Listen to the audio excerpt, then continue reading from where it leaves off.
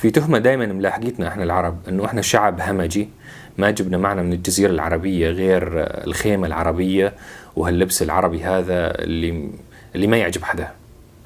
وهي التهمة لازقة بينا لحد هذا اليوم، وينظر لنا دائما باستخفاف وانه احنا لسنا اصحاب حضارة، احنا سرقنا الحضارة سرقة من الفرس والكرد والامازيغ وما بعرف مين.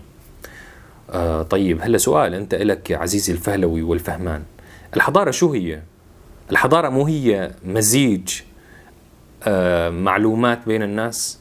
ما هي مزيج معارف بين الناس؟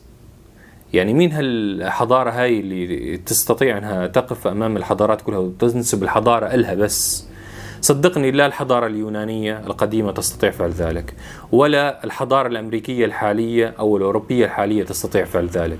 فأنك تترك محاسن العرب كلها وهيك تركز على نقطة سيئة